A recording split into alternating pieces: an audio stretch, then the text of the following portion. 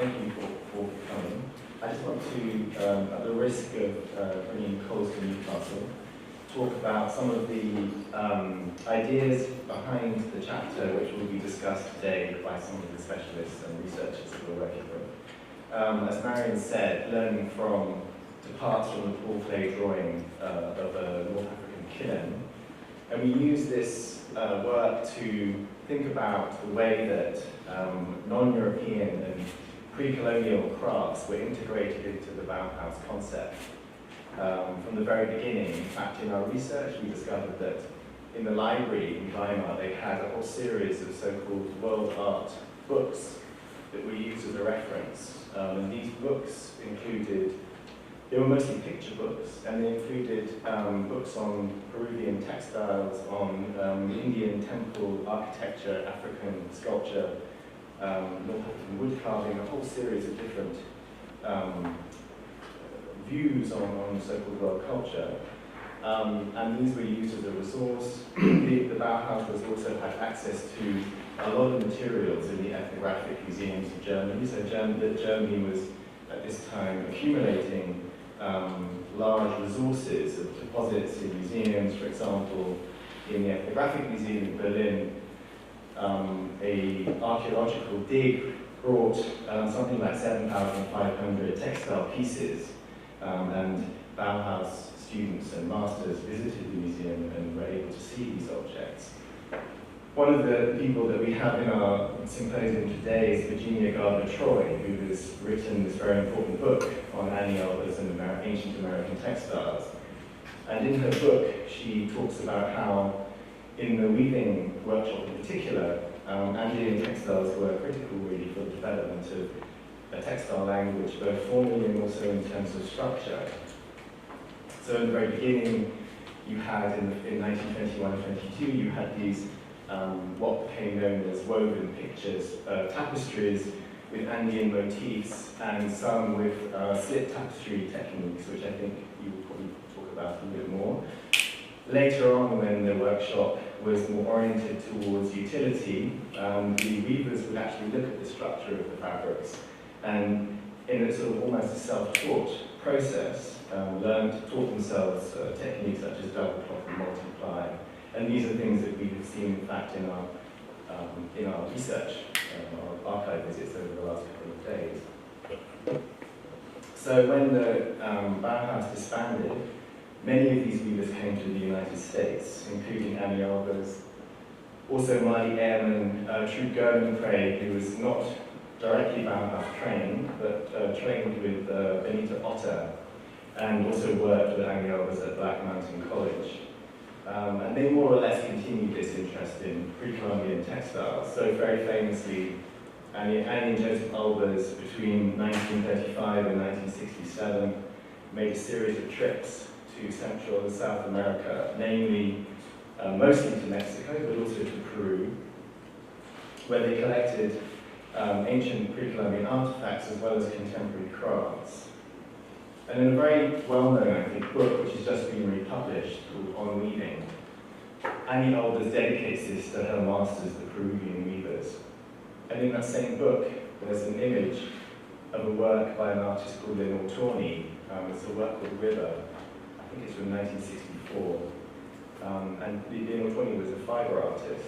And I think the presence of that image in the book indicates a continuity between the Bauhaus weavers and a subsequent generation of weavers who built on their achievements. And in another book from 1973 called Beyond Craft, the Art Fabric, the authors Mildred Constantine and Jacqueline Larson talk about this legacy of the Bauhaus and the way that Bauhaus weaving really set up a platform for a serious consideration of the medium, and how the way that at the Bauhaus, and they quote Walter Gropius in saying that art and craft have equal status. So weaving could potentially have parity with the other art forms, and this was very important for these authors who were trying to, in a way, raise the status of textiles. And they talk about the way that even though in the Bauhaus workshop in the weaving workshop, there was an emphasis on utility, materiality, and structure were glorified. And this is something which you can also see in the many photographs which were taken of Bauhaus woven samples, something which Ty Smith talks about in her book on Bauhaus weaving. And you can see how these materials and structures are magnified and enlarged in these photographs, and perhaps think that maybe this was something important as an inspiration for fiber artists. Coming back to pre-Columbian Peruvian textiles, the fiber artists continued this, and maybe not continued. I think Elissa would say that this was something which was rather generalized interest in Andean textiles. But they continued at least the process of research, travel, study, and collecting. So Linda Tawney traveled to Bolivia, Guatemala, and Peru. And in a photograph from the 1950s, we can see Linda Tawney sitting, learning how to use a backstrap loom, which was a type of loom that was used in the south of the United States, in Central America, and also South America. And it was a loom that was adopted not only by Tawney, but also by Annie Arbers. So in her collection, there is an example of the backstrap loom. And also by Sheila Hicks, who trained with Joseph Arbers at Yale in the 1950s, and was sent by Joseph Arbers to Chile to teach his color theory course in a college there, and continued her journey around Chile, where she collected textile samples, which became really important in terms of her own practice as an artist. Another thing that you can see in the collection of all these weavers is a book by Raoul de Harcourt, which was first published in 1934, called The Textiles of Ancient Peru. And it was published in French and apparently translated by Jack Leonard Larson into English. And it was in the collection of all of these weavers, and they used it both as a reference, but also I think very directly in terms of learning about textile structures. The book contained detailed diagrams of woven structures. And in another book, published much more recently, called The Andean Science of Weaving, by Elvira Espejo and Denise Arnold, they cite this book and the importance of all of these studies on Andean textiles beginning in the late 19th century. And they talk about its importance, but they also say that these books were using terms from elsewhere. So written in French and English, with terms taken from textile cultures from mostly Europe and Asia. And so that the way that weaving is spoken about in Andean culture is missing in this book, in these studies. And their book, in a way, is a sort of process of trying to address that question. So there's a terminology, but there's also the ethos. What does a textile mean? And in their book, they say that in Andean culture, a textile is seen as a living being. And they also make a distinction in a way that's not necessarily a judgment between two different ways of looking at textiles. One would be a museological approach with an emphasis on care and custodianship and emphasizing the place of this object within a system of classification and thinking about it, the needs of its preservation, as well as, of course, its contextual and historical reading. The other approach would be something which Tim Ingold has described as a thing entangled in social practice. And as I said, the authors talk about the textile in Andean culture as being a live object, a corporeal object, a three-dimensional living being. And I think this also is interesting to reflect back on the term which Ty Smith uses, which is the event of the thread. So the idea that the thread in the weaving process is a live element that can transform. It's a contingent element that can transform the aesthetic and the structure of the woven fabric. And I think this live element is really important in the practice of Cecilia Vicuña, who's going to be presenting today.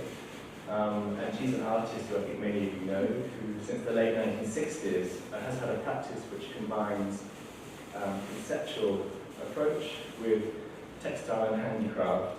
And Cecilia Vicuña often deploys textiles in a poetic and feminist and activist way into a social space, so they become a living element in a social space.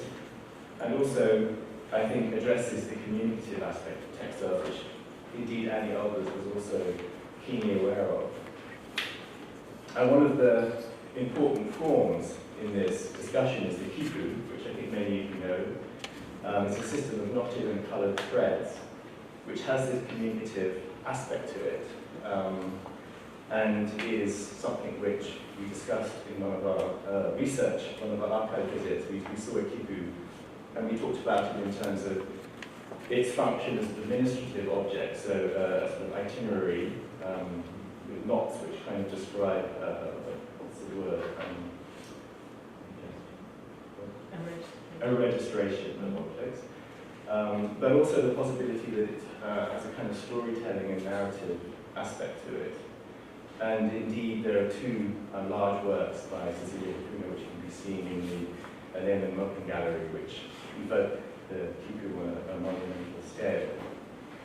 But to go back to the Bauhaus, we are also working with a German scholar called Susanna Leib, who discusses this interest in world art at the Bauhaus. And she talks about it as something which is ambivalent, maybe not something which you would dismiss or embrace, but you would think about what it really meant, or think about what it meant maybe now in contemporary terms. So on the one hand, she says that this interest prompted a delving into the arts and artifacts of ancient societies and other societies, but, and to quote her, through a mode of reception with a preference for form over materiality, objectness over social context, and aesthetics over historicity. And Leib also goes on to say that the way that this has been dislodged and challenged is really through the work of decolonization movements, the demands for restitution and institutional restructuring. And I think for us it was really important in our research into the Bauhaus to not to remain in this kind of historical space, but also to think about the present and try to connect with contemporary discourse around questions of appropriation. And we're very happy to have Candice Hopkins with us today, who will be speaking about this process of appropriation in relation to the potlatch ceremony, which took place in Seattle, a form of native appropriation, which ran at the same time that this potlatch ceremony was indeed banned under assimilationist policies. And Candice Hopkins theorizes this in terms of questions of hybridization and mimicry, drawing on a range of theoretical sources, including post-colonial theory of the writing of Edward Said. So just to finish, I think that Marion indicated the structure of our research days. We had 2 days where we visited archives, and I'd like to thank both the archives and museums that we visited, the National Museum of the American Indian, and the American Museum of Natural History, the Lionel G. Tawney Foundation, and the Antonio Ratti Textile Study Center, and the people that then helped us think through these materials. I'd also like to thank Erin Freedman, who's our curatorial researcher here in the United States, and our curatorial advisor, Elissa, Author, as well as Catherine Mahler from the Goethe Institute, for helping us to conceptualize and organize this 3-day research event. And Sebastian, who will be in conversation with Erin, and Sebastian, we've invited Sebastian to join us as correspondent and interlocutor for these 3 days. There will be a short conversation between these two, followed by a presentation from Virginia Gardner-Joy, and then I think we will introduce speakers subsequently after that.